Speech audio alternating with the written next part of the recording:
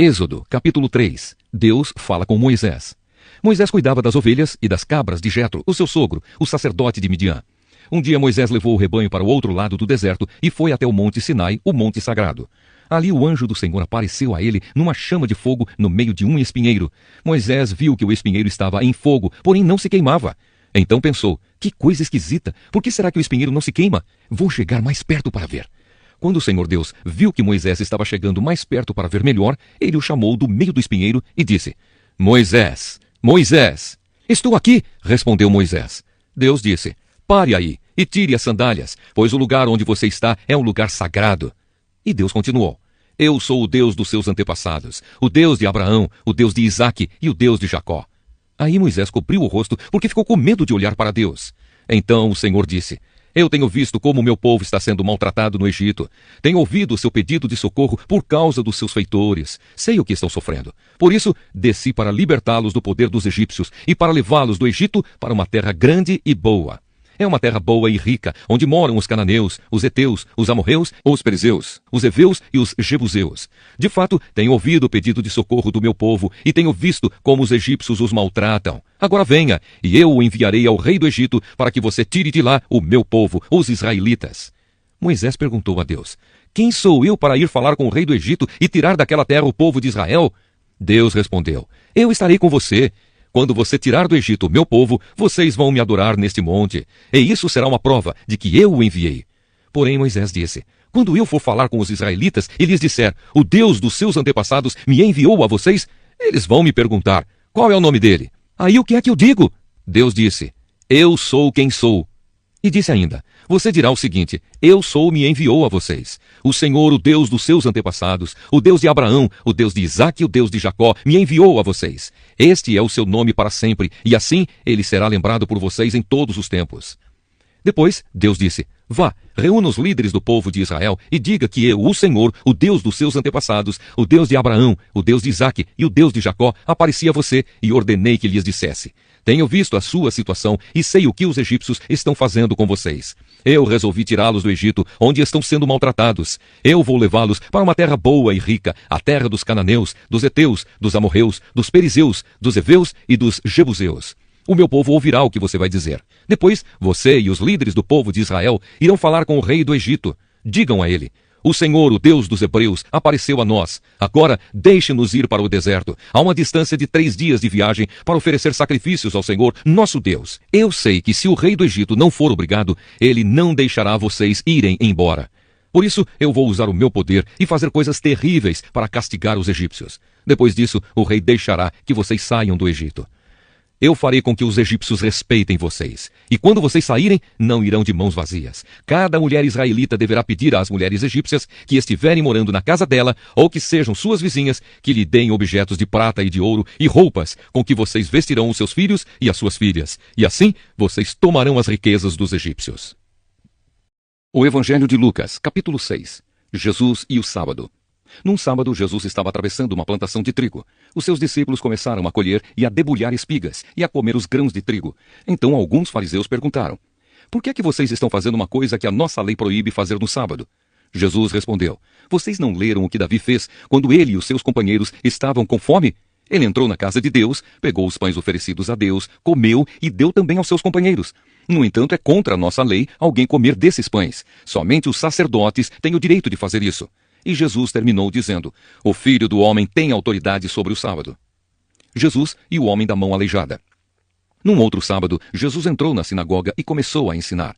Estava ali um homem que tinha a mão direita aleijada.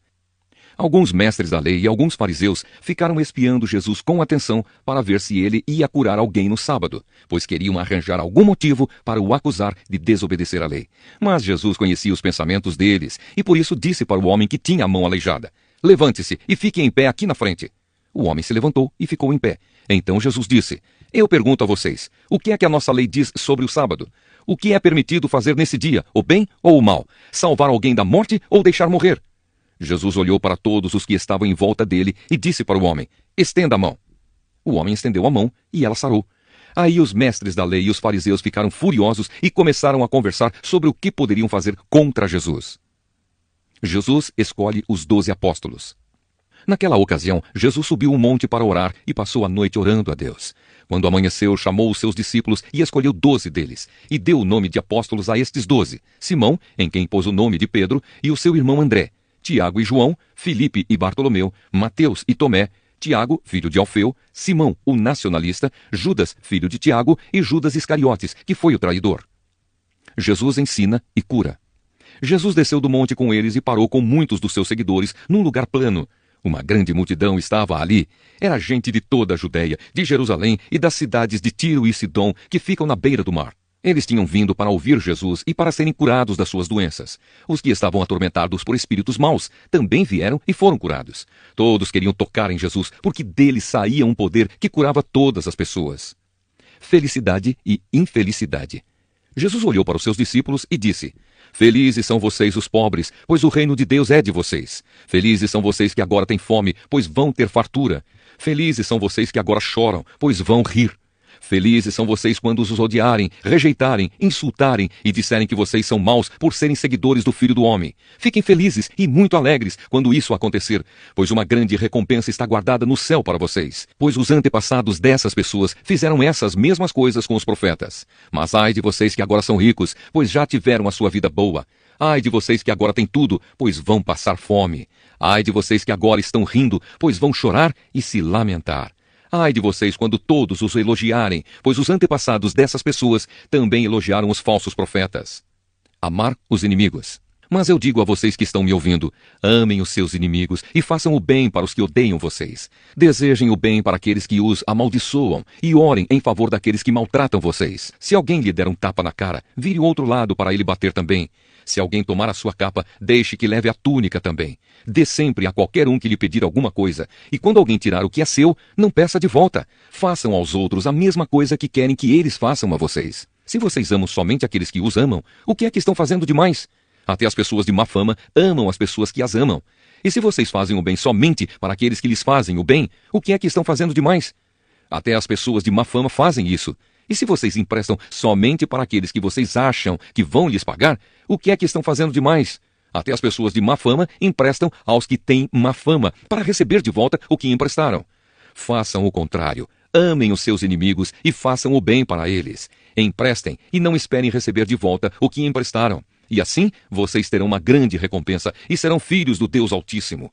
Façam isso porque Ele é bom também para os ingratos e maus. Tenham misericórdia dos outros, assim como o Pai de vocês tem misericórdia de vocês. O hábito de julgar os outros. Não julguem os outros, e Deus não julgará vocês. Não condenem os outros, e Deus não condenará vocês. Perdoem os outros, e Deus perdoará vocês. Deem aos outros, e Deus dará a vocês. Ele será generoso, e as bênçãos que Ele lhes dará serão tantas, que vocês não poderão segurá-las nas suas mãos. A mesma medida que vocês usarem para medir os outros, Deus usará para medir vocês. E Jesus fez estas comparações. Um cego não pode guiar outro cego. Se fizer isso, os dois cairão num buraco. Nenhum aluno é mais importante do que o seu professor. Porém, quando tiver terminado os estudos, o aluno ficará igual ao seu professor. Por que é que você vê o cisco que está no olho do seu irmão e não repara na trave de madeira que está no seu próprio olho? Como é que você pode dizer ao seu irmão, me deixe tirar esse cisco do seu olho, se você não repara na trave que está no seu próprio olho? Hipócrita, tire primeiro a trave que está no seu olho, e então poderá ver bem para tirar o cisco que está no olho do seu irmão. A árvore e as suas frutas. A árvore boa não dá frutas ruins, assim como a árvore que não presta não dá frutas boas, pois cada árvore é conhecida pelas frutas que ela produz. Não é possível colher figos de espinheiros, nem colher uvas de pés de urtiga. A pessoa boa tira o bem do depósito de coisas boas que tem no seu coração, e a pessoa má tira o mal do seu depósito de coisas más, pois a boca fala do que o coração está cheio. Os 2 alicerces. Por que vocês me chamam Senhor, Senhor, e não fazem o que eu digo? Eu vou mostrar a vocês com quem se parece a pessoa que vem e ouve a minha mensagem e é obediente a ela. Essa pessoa é como um homem que, quando construiu uma casa, cavou bem fundo e pôs o alicerce na rocha. O rio ficou cheio e as suas águas bateram contra aquela casa, porém ela não se abalou, porque havia sido bem construída. Mas quem ouve a minha mensagem e não é obediente a ela, é como o homem que construiu uma casa na terra, sem alicerce. Quando a água bateu contra aquela casa, ela caiu logo e ficou totalmente destruída. Jó, capítulo 20. Segunda fala de Zofar. Então Zofar, da região de Naamá, em resposta disse: Jó, você me deixou perturbado e por isso respondo logo. As suas repreensões são um insulto, mas eu sei dar a resposta certa. A alegria de quem é mau dura pouco. Você sabe muito bem que desde os tempos antigos, desde que o ser humano existe na Terra, sempre foi assim. A alegria de quem é mau dura pouco. O seu prazer passa depressa. Ele pode ser tão alto como o céu e a sua cabeça tocar nas nuvens, mas ele se acabará para sempre como a cinza, e os seus conhecidos não ficarão sabendo o que aconteceu com ele. Ele desaparecerá como um sonho, como uma visão da noite, para nunca mais ser visto. As pessoas que viviam com ele não o verão mais. Os seus filhos devolverão aos pobres aquilo que ele roubou, aquilo que ele ganhou desonestamente. O seu corpo jovem e forte logo virará pó. A maldade vira um veneno amargoso. Para quem é mau, a maldade é doce. Ele a esconde debaixo da língua e fica com ela na boca para sentir bem o seu gosto. Mas daí a pouco, no estômago, ela vira um veneno amargoso. O homem mau vomita as riquezas que rouba. Deus as arranca do seu estômago. Ele toma veneno de cobra e esse veneno o mata. Quem é mau não terá o prazer de tomar leite e mel que correm como rios. Ele terá de abandonar tudo o que ganhou com o seu trabalho e não poderá aproveitar as suas riquezas. Isso porque explora os pobres e os esquece e rouba as casas dos outros em vez de construir as suas. Ele nunca está satisfeito com o que possui. Quer ter sempre mais e mais. Avança em tudo o que pode, mas a sua prosperidade acabará. No ponto mais alto do seu sucesso, a miséria o atacará. Todo o peso da desgraça cairá sobre ele. A ira de Deus se derramará sobre os maus.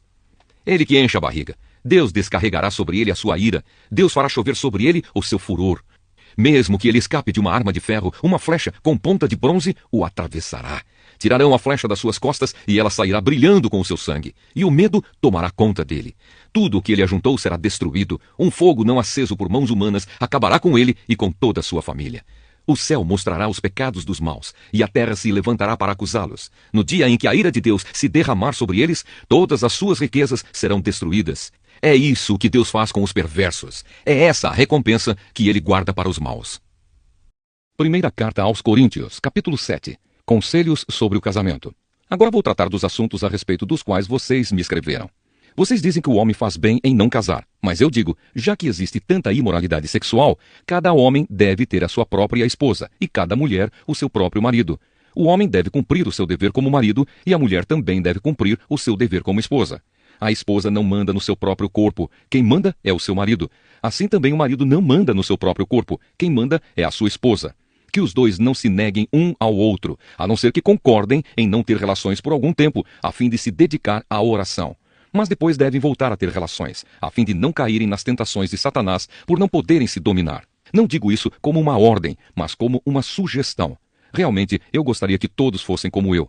Porém, cada um tem o dom que Deus lhe deu. Um tem este dom e o outro aquele. Aos solteiros e às viúvas, eu digo que seria melhor para eles ficarem sem casar, como eu. Mas se vocês não podem dominar o desejo sexual, então casem, pois é melhor casar do que ficar queimando de desejo. Para os que já estão casados, tem um mandamento, que não é meu, mas do Senhor, que a mulher não se separe do seu marido, porém se ela se separar, que não case de novo, ou então que faça as pazes com o marido, e que o homem não se divorcie da sua esposa. Aos outros, digo eu mesmo, e não o Senhor, se um homem cristão é casado com uma mulher que não é cristã, e ela concorda em continuar vivendo com ele, que ele não se divorcie dela. E se uma mulher cristã é casada com um homem que não é cristão, e ele concorda em continuar vivendo com ela, que ela não se divorcie dele, pois Deus aceita o homem que não é cristão por ele estar unido com a sua esposa cristã, e aceita a mulher que não é cristã por ela estar unida com o seu marido cristão. Se não fosse assim, os filhos deles não pertenceriam a Deus. Mas, sendo assim, eles pertencem. Porém, se o marido não cristão ou a esposa não cristã quiser o divórcio, então que se divorcie.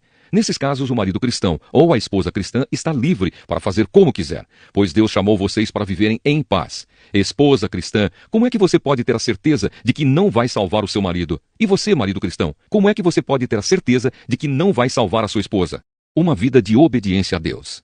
Cada um deve continuar vivendo de acordo com o dom que o Senhor lhe deu e na condição em que se encontrava quando Deus o chamou. É essa a regra que eu ensino em todas as igrejas. Se um homem judeu que é circuncidado aceita o chamado de Deus, ele não deve tirar as marcas da circuncisão. E se um homem não judeu que não é circuncidado aceita o chamado de Deus, ele não deve circuncidar-se. Não faz diferença estar circuncidado ou não.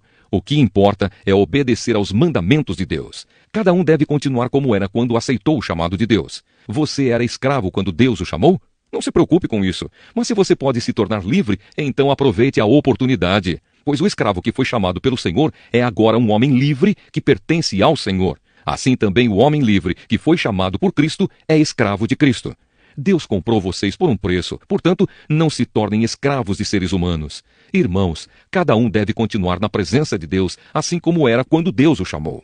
Conselhos para pessoas solteiras e para viúvas. Para os solteiros, eu não tenho nenhum mandamento do Senhor, porém dou a minha opinião como uma pessoa que, pela misericórdia do Senhor, merece confiança. Por causa dos tempos difíceis em que vivemos, eu penso que é melhor para o homem ficar como está. Você tem esposa? Então não procure se separar dela. Você é solteiro? Então não procure esposa. Porém, se você casar, não estará cometendo pecado. E se uma moça solteira casar, também não estará cometendo pecado. Mas eu gostaria de poupar vocês dos problemas de cada dia que terão na vida de casados.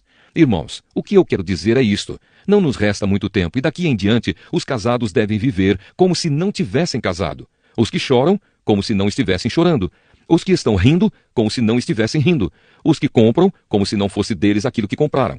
Os que tratam das coisas deste mundo como se não estivessem ocupados com elas. Pois este mundo, como está agora, não vai durar muito. Eu quero livrá-los de preocupações. O solteiro se interessa pelas coisas do Senhor porque quer agradá-lo. Mas o homem casado se interessa pelas coisas deste mundo porque quer agradar a sua esposa e por isso é puxado para duas direções diferentes. Quanto às mulheres, tanto as viúvas quanto as solteiras, elas estão interessadas nas coisas do Senhor porque querem se dedicar de corpo e alma a Ele. Mas a mulher casada se interessa pelas coisas deste mundo porque quer agradar o marido. Eu estou dizendo isso porque quero ajudá-los. Não estou querendo obrigar ninguém a nada. Pelo contrário, quero que façam o que é direito e certo e que se entreguem ao serviço do Senhor com toda a dedicação. Aos que ficaram noivos, mas resolveram não casar mais, eu digo o seguinte: se o rapaz sente que assim não está agindo certo com a sua noiva e acha que a sua paixão por ela ainda é muito forte e que devem casar, então que casem. Não existe pecado nisso.